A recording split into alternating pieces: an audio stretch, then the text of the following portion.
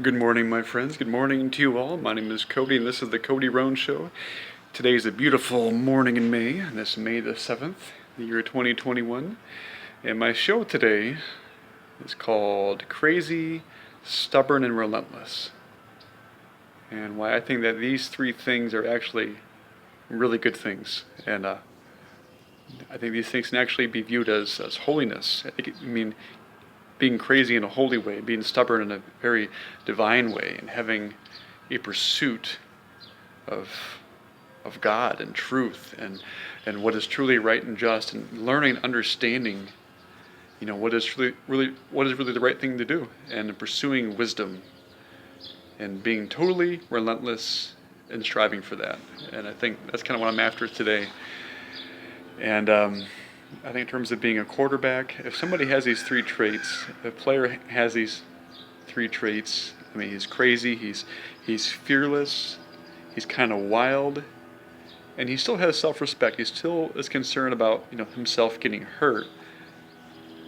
But he's not really afraid of it, though. He's not afraid about what might happen to them, or the consequence of taking a risk, of running with the ball between two linebackers. If he has this fearless heart, then you can play so much better. And if you're stubborn and remaining steadfast, this kind of goes with the theme on emotions of being kind of stoic and controlling your emotions. Being stubborn in the terms of you're just not really phased. They can't really mess with you. You were only focused on victory and on winning and doing what is the best thing to do. What is right and just, pursuing that. There's a certain kind of freedom you have. If you don't care about the way you look, if you don't care about the perception of you, not really caring if you look kind of crazy, and not really caring if you're the only one, believing a certain way. It's kind of like if you're the only Christian in the world, you're the only one that believed in Jesus and his principles and church teachings on this. If you're the only one that believed that, it'd be hard. It would definitely require some courage on your part. But is it wrong to be the only one? Is it? Sorry, I lost my train of thought there for a second. Is it wrong to be viewed as crazy? Is it wrong to be viewed as a very stubborn person if it is rightly ordered? That is the main key. Because you can't be crazy and stubborn in a bad way when you're just very narrow-minded and you're stuck in your ways, and you're crazy in terms of you don't listen to anybody and do what you want to do, and you just don't care what people say to you. It's bad if you actually are on the wrong side of things. But if you are crazy in the good way, when you have a certain sense of freedom and you're not attached to what people may say about you or think about you, and you're only attached to God and trying to please him, and you're pursuing what the wisdom of God, you're pursuing what he says is right.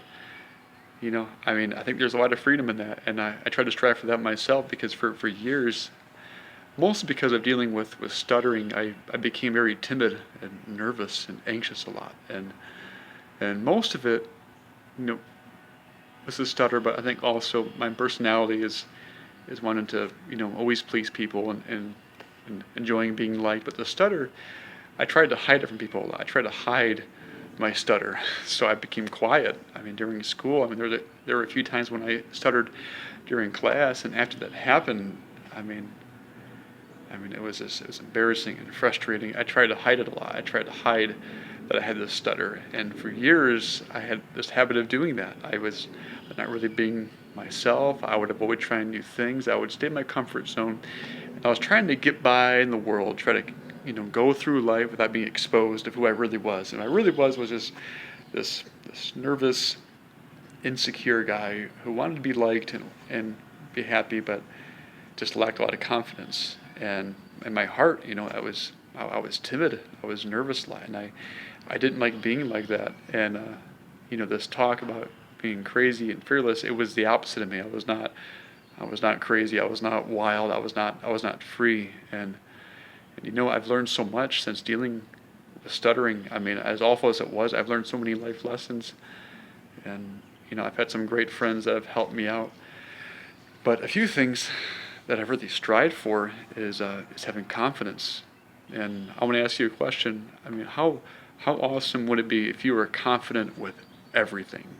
I mean, socially, when you're at parties or at events, if you were very confident with people, if you were always learning new skills and learning new things to do and learning how to do things, and you were confident with doing any kind of work, jobs, things with making a really good dinner for somebody, or hanging drywall, or making a beautiful garden, anything like that, random things. But if you had confidence doing all these things, if you had absolute peace and freedom doing these things, I mean, I don't know about you, but it sounds great to me. It sounds awesome. And I think from dealing with stuttering, I've worked hard on overcoming it, but also overcoming a sense of, really just a strive for freedom and feeling free and confident.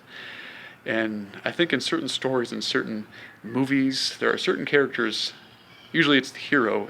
They're really inspiring to us. And usually it's because they're very steadfast, they're kind of stoic, they're kind of crazy, and they don't really care what others think about them. And this is the point I want to really make here today, is if with that hero, he may be the only one that's taking on, the giant, like the enemy, the government that's full of tyranny and, unjust laws. But they're very inspiring, though, because they're doing what's right and what's good and what's awesome, even if they're the only one doing it. And they have this certain freedom that a lot of us crave. So if you are stubborn in certain principles that are truly good and beautiful, you don't give up at all. You don't really care what others say about you. This is the good way too. You just don't really care. And with me, yeah, I did care. I cared about what others thought about me a lot. I cared about the way I sounded. And you know what? This is what I'm after. I think a lot of us strive for this too.